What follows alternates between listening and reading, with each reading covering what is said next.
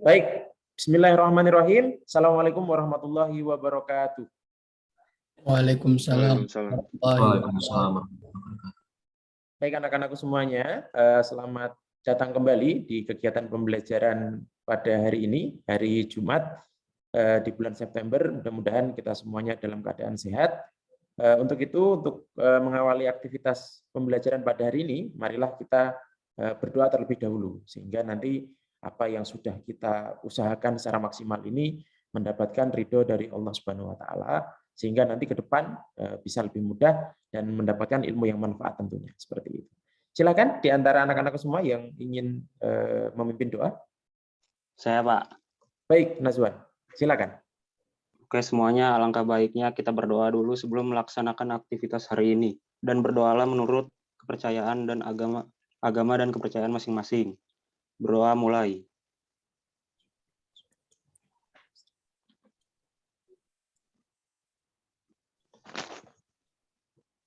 Berdoa selesai. Baik, amin ya rabbal alamin. Terima kasih Nazwan, anak-anakku semuanya. Pada kegiatan pembelajaran kali ini lanjut dari apa yang sudah kita pelajari minggu lalu tentang substansi nilai-nilai Pancasila dalam kita mengidentifikasi kasus-kasus pelanggaran hak dan pengingkaran kewajiban warga negara dalam kehidupan sehari-hari di lingkungan tempat tinggal kita. Nah, oleh karena itu, anak-anakku semuanya, Bapak mohon izin untuk share informasi tentang platform yang akan kita gunakan pada kegiatan pembelajaran hari ini. Silahkan dicek chat box-nya. Bapak akan membagikan informasi di sana. Kita akan menggunakan Nearpod pada hari ini, selain LMS yang kita gunakan. Silakan untuk masuk di Nearpod terlebih dahulu, sambil kita nanti menunggu informasi yang lain. Silakan dicek terlebih dahulu Nearpod-nya.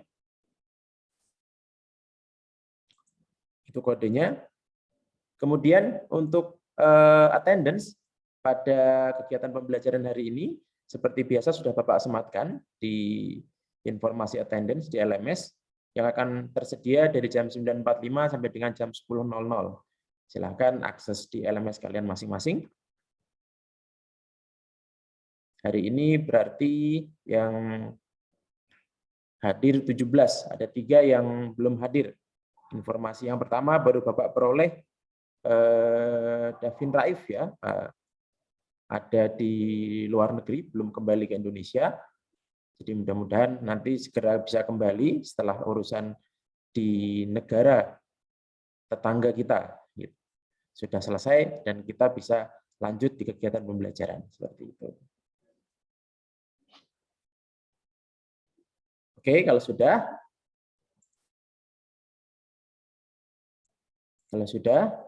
ini baru 8 yang masuk, masih kurang 9. Silakan. Masih kurang 9. Oke. Sudah 9 yang masuk. Baik.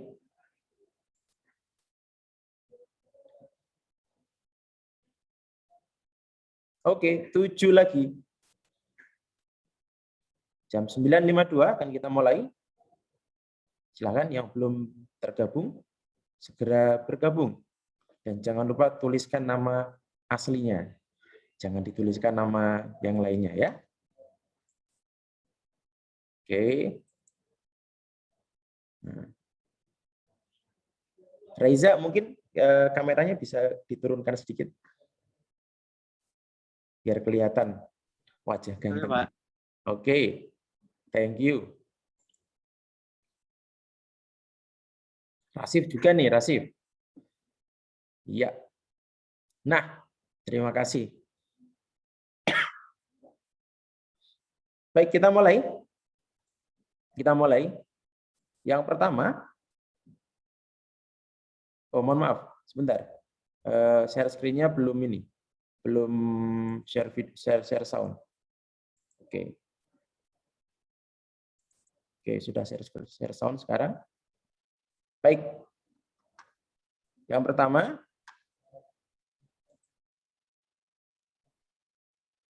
pertama masih loading.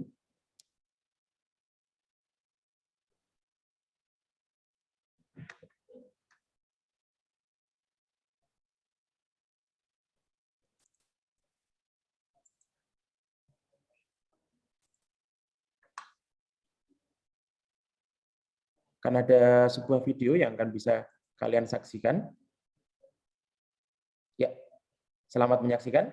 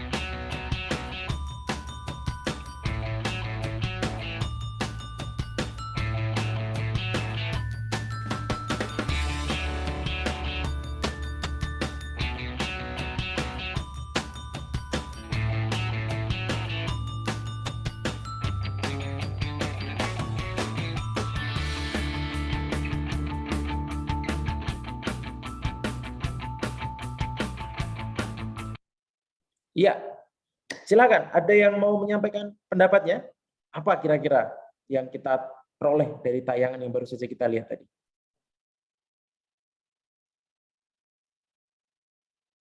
Silakan. Biasanya rebutan antara teman kita Muti, Yong, dan Taufik, karena kebetulan Taufik sekarang tidak ada. Silakan.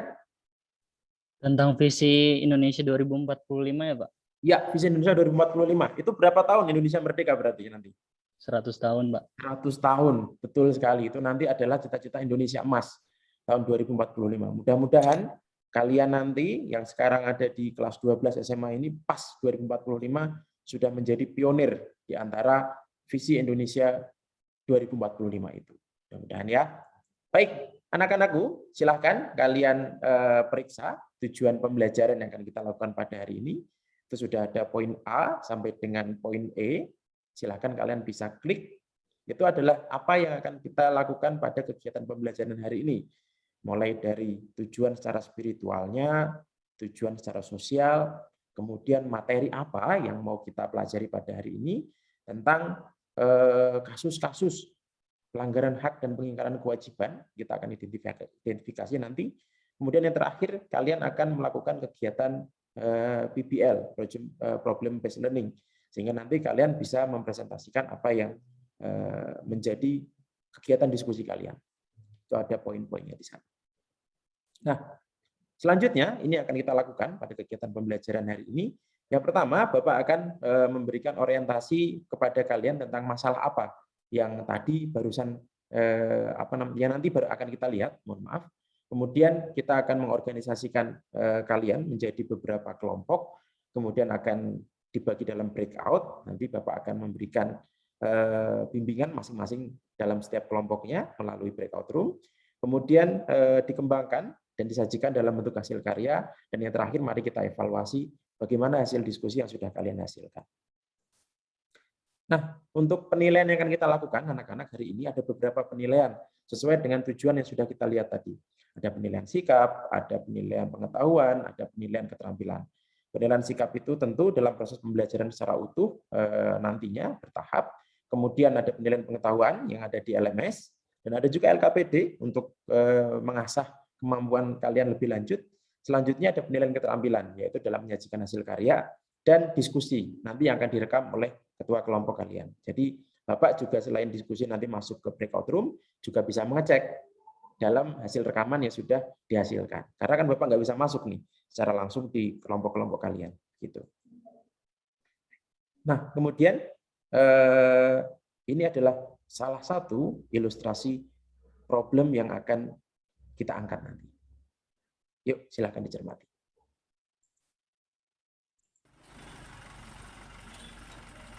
Kabupaten Tuban kembali menjadi zona merah penyebaran COVID-19. Sejak penerapan new normal, setiap harinya terdapat penambahan jumlah kasus terkonfirmasi COVID-19. Hingga kini gugus tugas mencatat sebanyak 325 orang terkonfirmasi COVID-19. Tingginya angka penularan ini salah satunya disebabkan rendahnya disiplin masyarakat dalam menerapkan protokol kesehatan. Selain berkerumun, masih banyak orang beraktivitas di luar rumah tanpa memakai masker. Bahkan selama 3 bulan terakhir, sebanyak 1.800 orang terjaring razia petugas Satpol PP.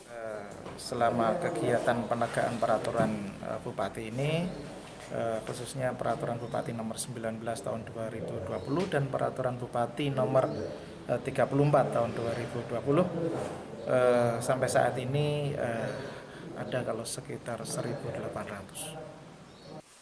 Para pelanggar diberi hukuman membersihkan jalan raya, saluran air, serta tumpukan sampah yang mengganggu keindahan kota. Namun sanksi sosial nyatanya belum cukup memaksa masyarakat menjadi lebih disiplin. Pemerintah Kabupaten Tuban akan melakukan pengetatan protokol kesehatan. Salah satunya menyiapkan sanksi tambahan bagi pelanggar yang dituangkan dalam peraturan Bupati. Sanksi tambahan berupa denda serta pidana. Dion Fajar Arianto, Tuban, Jawa Timur. Baik. Nah, itu tadi up to date ya, apa yang sedang kita alami bersama. Rame-rame kita menerapkan prokes, tetapi ada yang melakukan pelanggaran.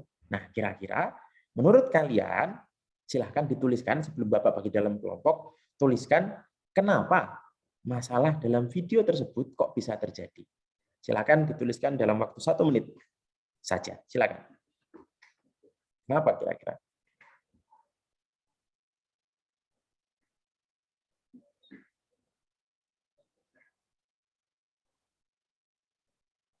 Sudah disiapkan prokesnya, sudah diinformasikan bagaimana cara menggunakan atau menerapkan prokesnya, mulai dari pakai masker, cuci tangan, jaga jarak. Ternyata masih ada yang melanggar. Kira-kira kenapa? Silakan.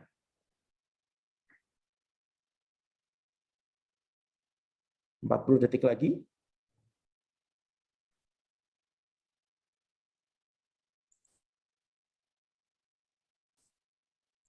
Oke, kurang kesadaran. Terima kasih, Igo.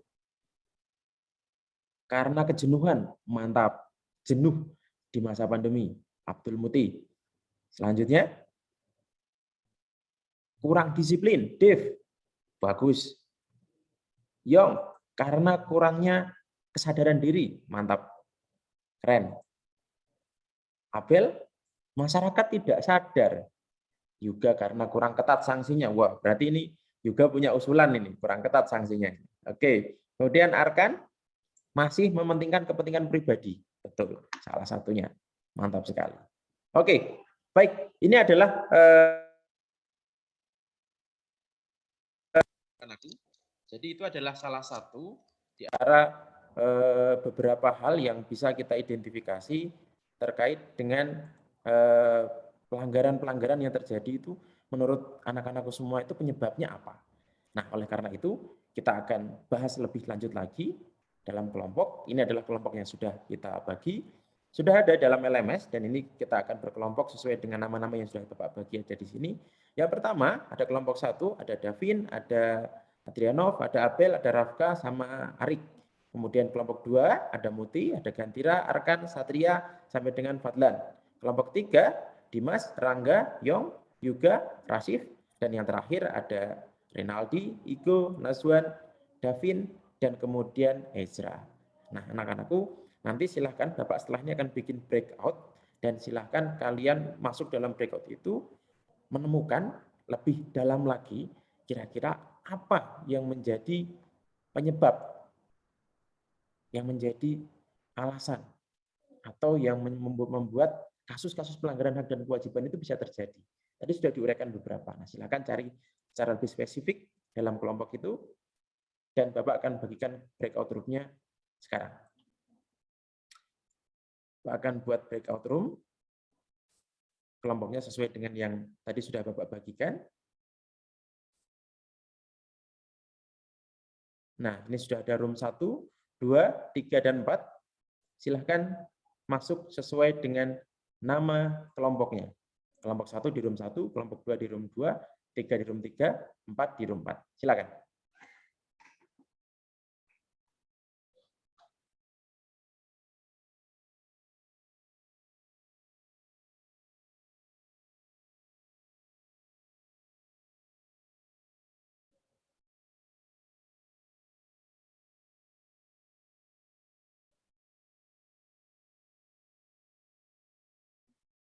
Arkan. Baik.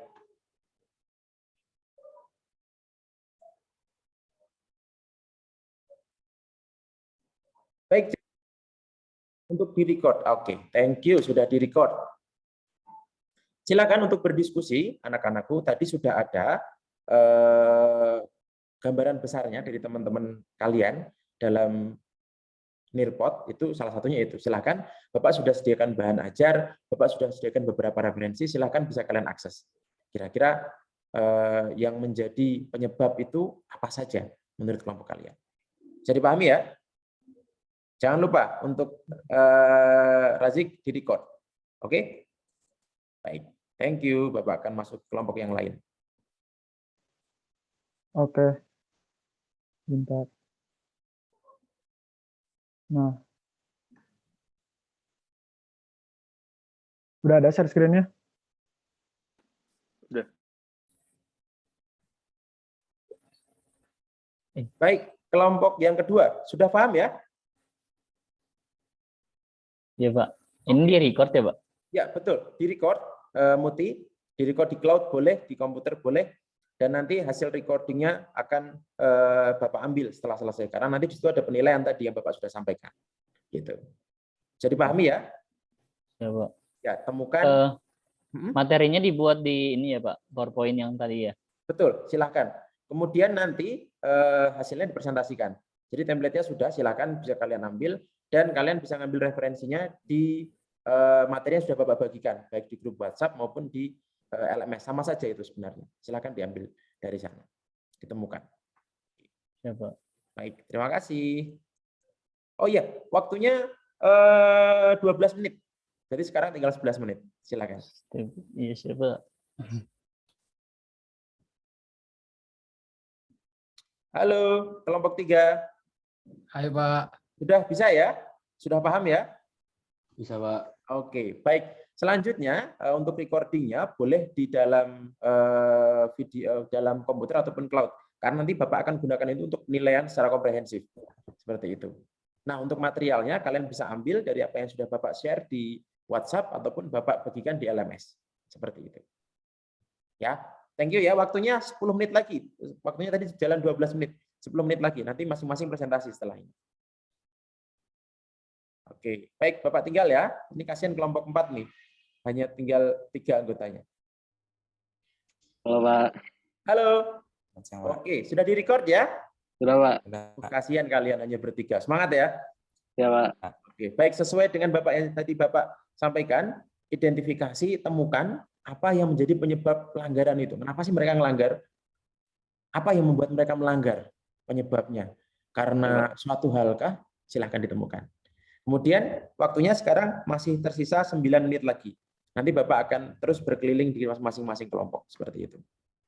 Oke Pak. Ya, terima kasih. Sama-sama Pak. Terima kasih Pak. Jadi ada yang mau ngasih pendapat tentang kenapa ada pelanggaran hak dan kewajiban. Jadi gimana? Di penggusuran rumah oleh kebijakan pemerintah. Oleh kebijakan pemerintah. Oke. Penggusuran rumah oleh kebijakan pemerintah secara paksa. Kebijakan pemerintah secara paksa. Oke. Yang ketiga berarti kita tentang kewajiban ya? Enggak, ini untuk yang slide kedua ini judulnya bentuk pelanggaran hak warga saja. Nanti kita tambah slide lagi. Oh, Jadi Oke, baru oke. bentuk pelanggaran kewajiban. Berarti ini masih hak ya? Masih hak. Ya. Eh, apa nih satu lagi? Aku udah kirim di chat. Oh iya. Eh, Oh ya itu. Tinggal penggunaan copy budaya paste. Ya. kekerasan untuk menindak warga negara. Ah, Pendeknya gimana ya enaknya? penggunaan budaya kekerasan untuk menindak warga negara. Udah aja. Itu aja udah cukup. Oke. Ah ya. Berarti ini kita nambah slide ya. Ya. Judulnya berarti masih sama ini.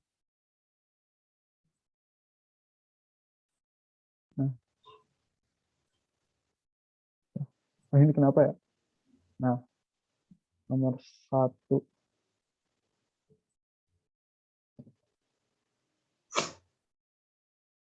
Ini Kira-kira apa singkat, nih? ya.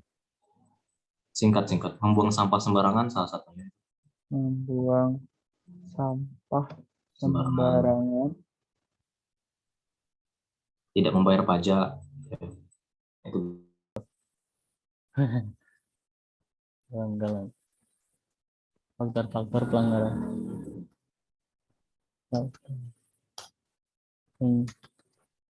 Ini ada tidak tegasan aparat penegak hukum. So, wait.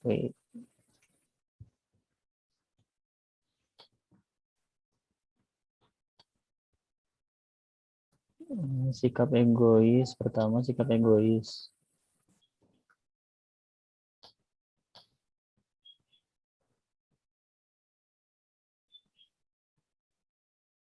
Terus, selain egois apa? Rendahnya kesadaran ya? Berbangsa dan bernegara. Yang kita iniin berapa poin? 2 aja atau berapa? 3 atau 3 boleh. Pilih 2 sampai 3 poin. Tadi ketidaktegasan aparat. Tidak tegasan aparat. Siap. Tegasan aparat Aparat penegak hukum. penegak hukum.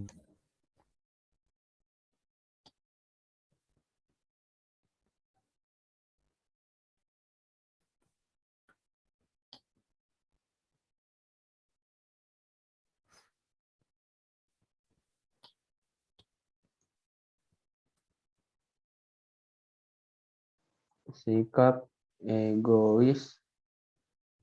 Atau terlalu mementingkan diri. Oke, siap.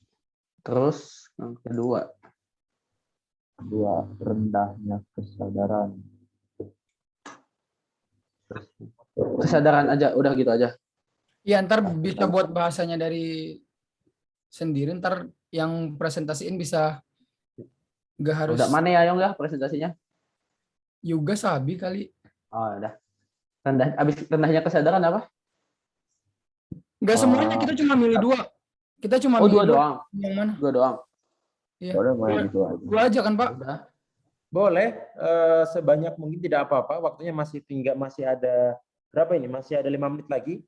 Kalau mau didesain tampilan presentasinya supaya keren juga boleh. Mau ditambah materinya juga silakan. Ditampilkan ini ya biar kelihatan. Ini yang lain nggak bisa lihat ini kalau yang Allow share screen cuma di saya, Pak. disable, Yang Pak. buat PPT-nya tuh Rashid. Share Terus screen-nya, dia nggak bisa share screen. Tuh, baik Rasif, Bapak kasih akses ya. Oke, Pak. Bapak kasih akses nih. Rasif. Sebentar. Nah, silakan, sudah bisa. Masih ada 4 menit lagi, cukup. Nah, mantap. Berarti nanti kalau sikap egois itu kemudian rendahnya kesadaran harus bisa dijelaskan loh. Kenapa sikap egois masuk dalam kategori itu? Ya, Pak. Nanti juga jelaskan, Pak. Oke, siap. Mau Yuga, Rangga, semuanya bisa itu. Oke, Bapak masuk kelompok yang lain. tuh diambil. Kayak kejenuhan tuh terlalu egois, bikin alasan. Kayak sama-sama egois deh. Kalau kita keluar gara-gara jenuh tuh kayak sama egois. Iya, sama-sama poin 1 gitu. Iya. Sama aja sih. Iya. Egois, jenuh ya. Jadi mau ganti atau gimana? Coba. Oh, desakan ini sih, desakan ekonomi bisa deh. Siapa?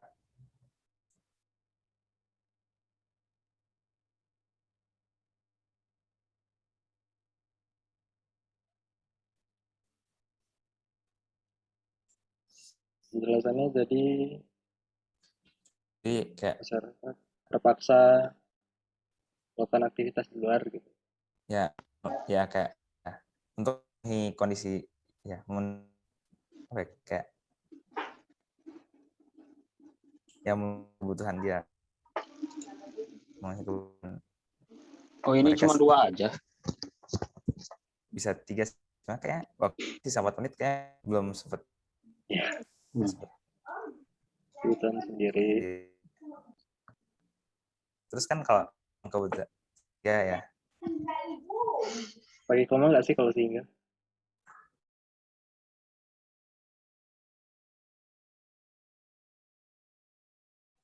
Pak, saya boleh bertanya, Pak? Boleh, silakan. Ini nanti untuk itu materi-materi yang bakal terang-terang untuk per kelompok gitu berbeda-beda ya, Pak? Sama. Tadi kan masalahnya problemnya satu. Kita melihat bahwa salah satu tadi dalam tayangan itu ada orang-orang yang melanggar prokes. Melanggar kewajiban mereka untuk menerapkan protokol kesehatan. Nah, pertanyaannya adalah kira-kira apa sih yang menyebabkan mereka itu melanggar? Yang membuat mereka kok melanggar itu apa? Apa karena mereka itu sudah di post beberapa teman kita kalian yang ada di Nirpot karena terpaksa, karena egois, tidak mementingkan orang lain. Itu yang kita cari, yang kita akan rumuskan di sini dan presentasikan. Yang menurut kalian menjadi faktor yang menyebabkan itu terjadinya apa sih? Faktor yang membuat orang melanggar hak atau mengingkari kewajiban, gitu. Oke? Bisa dipahami? Bisa. Oke, waktunya 1 menit lagi. Nanti Bapak langsung tarik ke room utama. Silakan dilanjutkan ya. Itu apaan?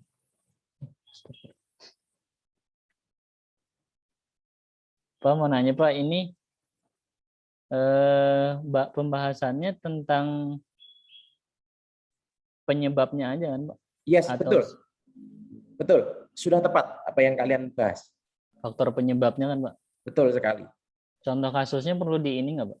Boleh nanti kalau mau disampaikan, waktunya nanti 3 menit. Ya, ini mohon maaf, ini waktunya mau habis. Bapak akan tarik semua roomnya. Silahkan kembali ke main room ya. Kita masuk ke presentasi. Ya. Baik, mohon maaf Bapak batuk. Bapak pakai masker dulu ya. Ini Bandung dingin lagi. Baik, terima kasih anak-anak. Jadi cukup waktunya ya, sudah 12 menit kita berdiskusi di dalam kelompok. Ini sudah kita close. Dan tadi sudah Bapak saksikan masing-masing kelompok 1 sampai dengan 4 sudah melakukan kegiatan diskusi dengan kelompoknya masing-masing. Nah, saat ini kita akan melakukan kegiatan presentasi dari masing-masing kelompok. Silakan presentasinya akan diberikan kesempatan selama kurang lebih 3 menit untuk masing-masing kelompok untuk mempresentasikan hasil karyanya. Namun sebelum melakukan presentasi, silahkan kalian cek untuk kelompok yang lain. Nanti akan ada mekanisme penilaian dari masing-masing kelompok. Kelompok 1 akan dinilai oleh kelompok yang kedua. Jadi kalau yang presentasi kelompok 1 yang menilai kelompok 2. Kelompok 2 presentasi yang menilai kelompok 3.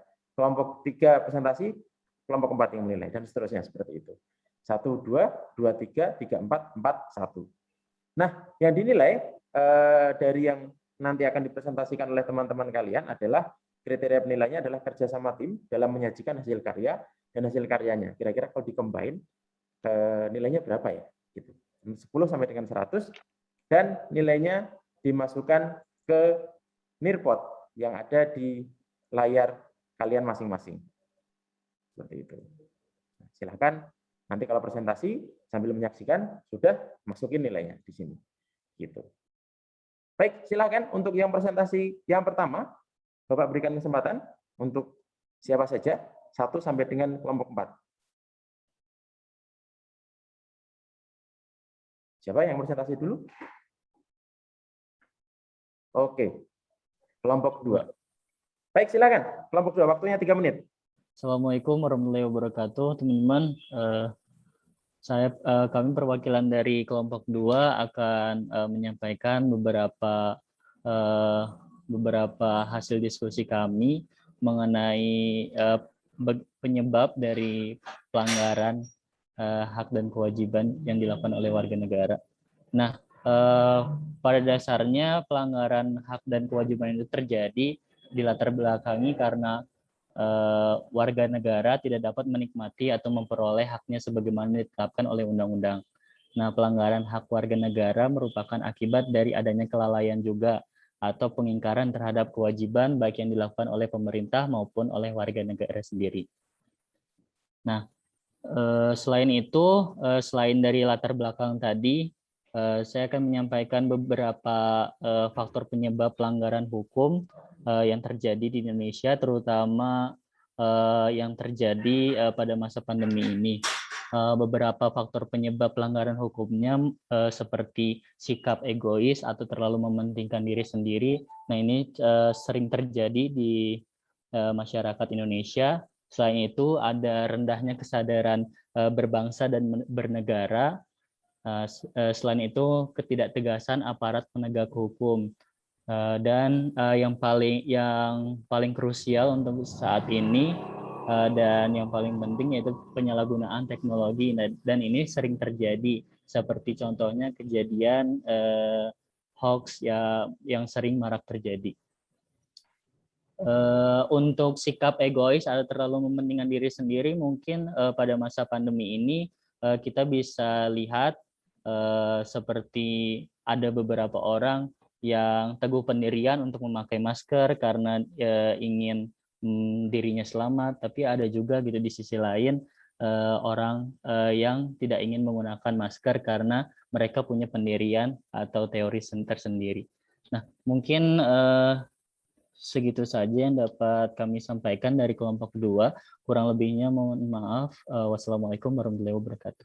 Waalaikumsalam warahmatullahi wabarakatuh. Oke, tepat 3 menit selesai.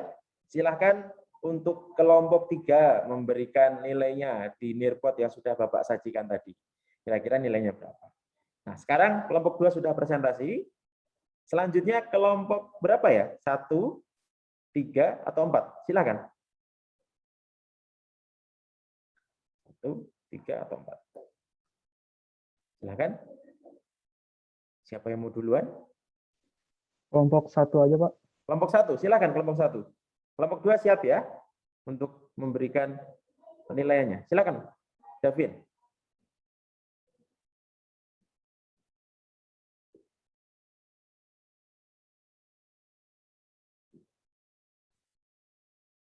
Assalamualaikum warahmatullahi wabarakatuh. Waalaikumsalam warahmatullahi wabarakatuh. Saya sebagai perwakilan dari kelompok 1 akan menjelaskan bentuk-bentuk pelanggaran hak dan pengingkaran kewajiban warga negara sebagai contoh. Begitu juga dengan penyebab terjadinya hak dan pelanggaran atau pengingkaran hak dan kewajiban tersebut. Next. Jadi kami akan menerangkan sekiranya bentuk pelanggaran hak warga negara. Ini beberapa di antaranya: penangkapan dan penahanan seseorang demi menjaga stabilitas tanpa berlandaskan.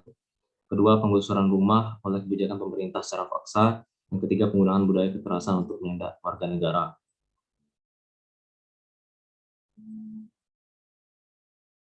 Next. Bentuk pengingkaran kewajiban warga negara. Itu salah satunya ialah membuang sampah sembarangan, tidak membayar pajak, dan vandalisme terhadap fasilitas negara. Dan ini pembahasan mengenai penyebab terjadinya pelanggaran hak dan kewajiban warga negara. Berikut dari video yang kita telah tayangkan mengenai kondisi maraknya kasus COVID di Tuban. Ya, itu salah satu diantaranya mungkin aspek psikososial, di mana ada sikap egois atau mementingkan diri sendiri. Ya, mungkin mereka sudah jenuh di PHK atau tinggal di rumah, maka mereka memaksakan diri untuk berpergian, walau kondisinya sedang karut-marut seperti sekarang ini. Dua, ada rendahnya kesadaran dan berbangsa dari negara. Dan ketiga, penyalahgunaan kekuasaan. Ini khusus terhadap pemerintah, terhadap warga negara itu sendiri, kan. Jadi di mana ada penyalahgunaan kekuasaan untuk membuat hukum-hukum yang tidak konkret ataupun tidak sesuai dengan kondisi para pelaksana hukum. Dan bisa juga ditambah dengan penyalahgunaan teknologi seperti yang disampaikan tadi. Sekarang ini mulai banyak marak timbulnya hoax, di mana ada kabar-kabar yang tidak ada kebenarannya. Mungkin dianggap kalau misalnya COVID itu hoax, jadi aman dong kalau misalnya keluar dari rumah dan berpergian secara bebas dan berkumpul-kumpul. Dan itu sebenarnya tidak benar, karena bagaimanapun juga COVID tetap bertambah kan kasusnya. Dan saya rasa sih hanya itu saja yang bisa saya sampaikan mengenai presentasi kelompok 1. Jika ada kesalahan dan kekurangan, mohon dimaafkan. Wabillahi taufiq wal hidayah. Wassalamualaikum warahmatullahi wabarakatuh. Waalaikumsalam warahmatullahi wabarakatuh. Terima kasih untuk kelompok 1. Ya, jadi ada beberapa poin ya yang beririsan dengan kelompok 2 tadi tentang sikap egois diantaranya. Kemudian juga ada penyalahgunaan teknologi. Jadi itu bisa menjadi salah satu faktor yang membuat orang itu melakukan pelanggaran hak dan mengingkari kewajibannya sebagai warga negara. Baik, selanjutnya masih ada 2 kelompok lagi, silakan 3 dan 4. Iya, langsung kelompok 3 ya. Silakan, waktunya 3 menit. Baik, Assalamualaikum warahmatullahi wabarakatuh. Waalaikumsalam warahmatullahi wabarakatuh. Saya dari kelompok 3 ingin memaparkan masalah yang ada di Indonesia. Yang pertama itu ada penyalahgunaan kekuasaan. Penyalahgunaan kekuasaan itu yang pertama saya dengar berita baru-baru ini tuh ada terjadinya penjualan jabatan oleh salah satu bupati di salah satu daerah itu. Menurut saya penyalahgunaan kekuasaan itu sendiri sangat tidak baik sehingga dapat memicu seseorang itu mendapatkan apa yang diinginkannya itu hanya dengan membayar sesuatu. Terus yang kedua itu ketidaktegasan aparat penegak hukum. Di daerah saya vaksinasi itu bagi PNS dan guru-guru atau yang lainnya itu wajib kan. Tapi di daerah saya itu masih banyak PNS dan guru-guru yang tidak mau melaksanakan vaksin itu sendiri. Sehingga Bupati daerah saya mengeluarkan aturan bahwa bagi siapa yang PNS dan guru-guru tidak melaksanakan vaksin,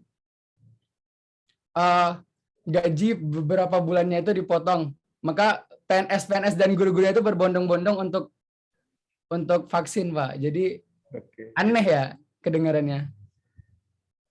Terus sikap egois dan terlalu mementingkan diri. Nah, sekarang ini kan pandemi ya, Pak.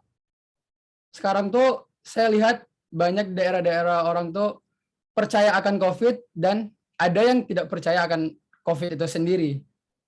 Sehingga sikap egoisnya tuh muncul untuk tidak mematuhi protokol kesehatan.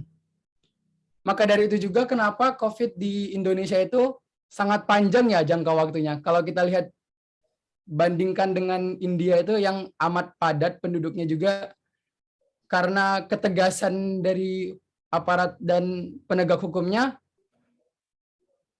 jadi COVID di India itu lebih cepat berlalunya daripada di Indonesia sendiri. Oke. Cukup ya, waktunya sudah habis. Ini menarik sekali yang disampaikan Yong ya. Baik, dari kelompok ketiga sudah. Sekarang kelompok yang keempat, kelompok yang terakhir. Silakan. Siapa?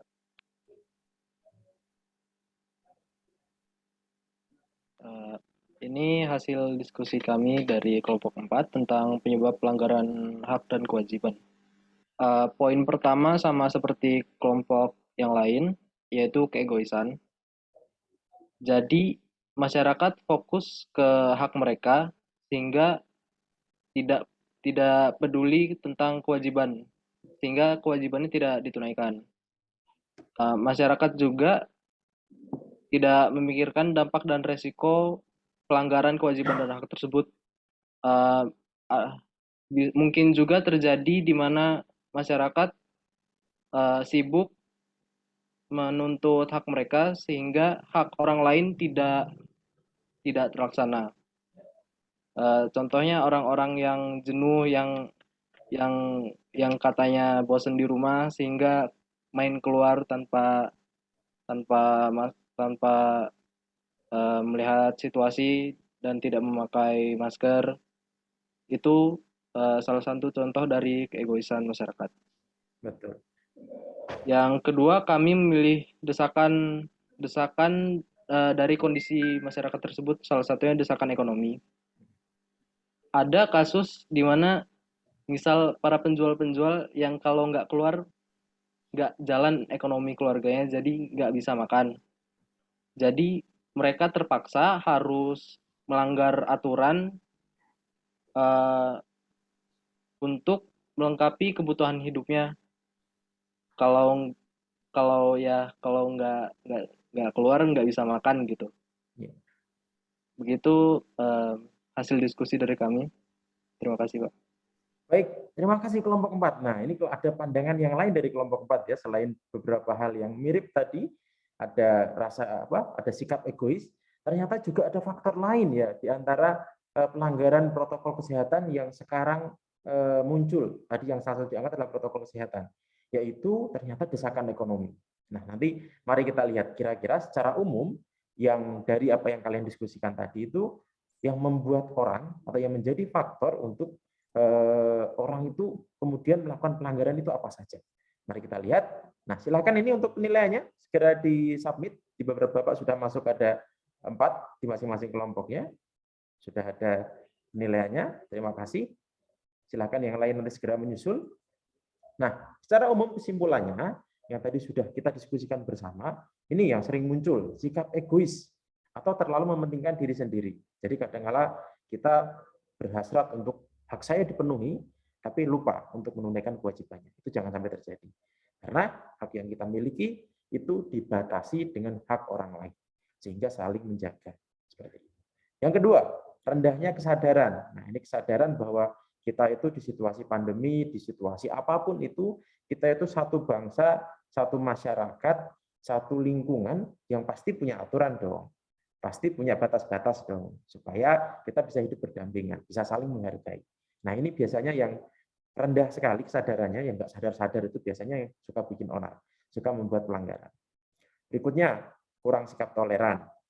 Lagi tadi yang disebutkan oleh salah satu kelompok, di kelompoknya Yong, menyampaikan penyalahgunaan kekuasaan. Jadi kadang sudah berposisi sebagai orang yang menjadi pionir untuk melakukan atau menerapkan protokol kesehatan, malah yang melanggar, malah nggak mau divaksin, nah itu juga bermasalah, menyalahgunakan. Kemudian ketidaktegasan aparat, kadang-kadang seperti itu. Mari kita mendukung supaya aparat juga bisa bertindak tegas. Dan yang terakhir adalah penyalahgunaan teknologi.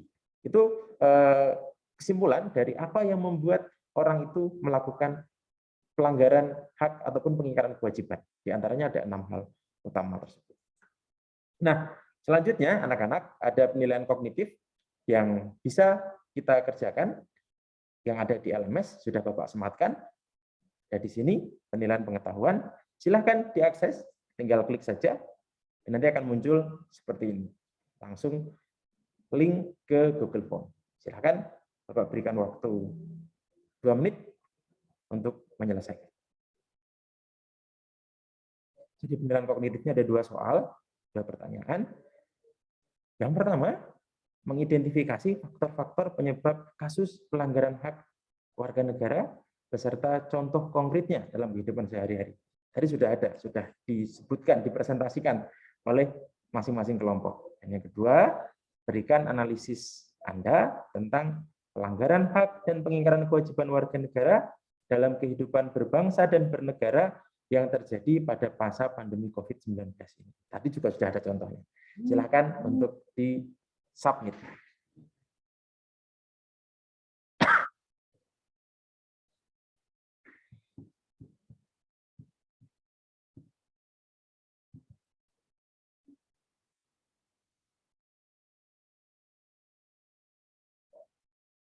Silakan.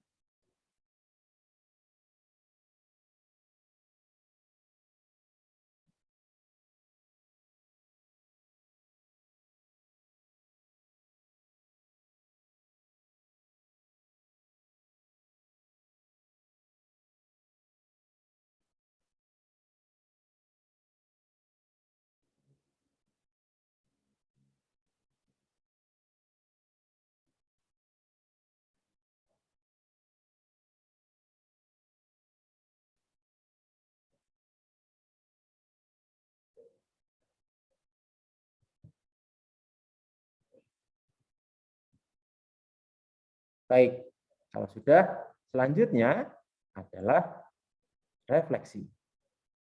Nah, ini refleksi. Bagaimana kegiatan pembelajaran pada hari ini? Yuk, tuliskan kesan dan pesan kalian untuk membuat pertemuan selanjutnya lebih menarik tentunya. Silakan.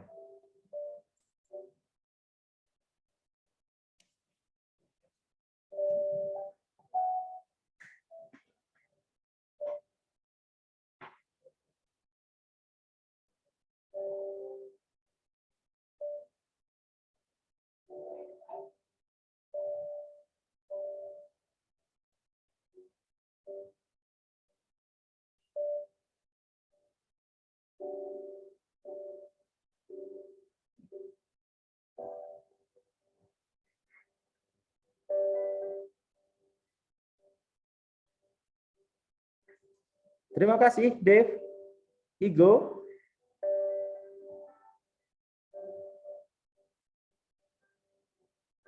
Muti sudah masuk, terima kasih.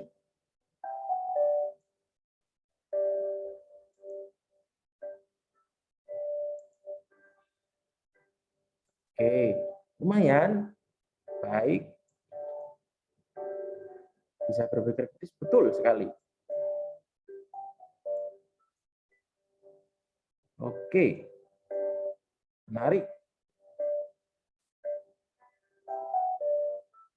Oke, thank you. Ini sudah berapa ini? 1, 2, 3, 4, 5, 6, 7. Iya, masuk lagi. Rafka, mantap pokoknya. Kalau ada yang sesuatu yang kurang tepat, silahkan disampaikan. Supaya nanti minggu depan pertemuannya lebih seru, lebih menarik lagi. 20 detik lagi, Bapak tutup. Membangun cara berpikir. Nah, ini harus kita bangun nih. Bahwa nanti sesuai dengan tadi yang tampil yang pertama, bahwa 2045 kalian merupakan bagian dari Indonesia pada visi generasi emasnya. Itu yang masa yang tepat buat kalian nanti. Untuk menjadi bagian dari Indonesia Emas 2045. Baik, selanjutnya ada LKPD. Nah, lembar kerja penilaian diri.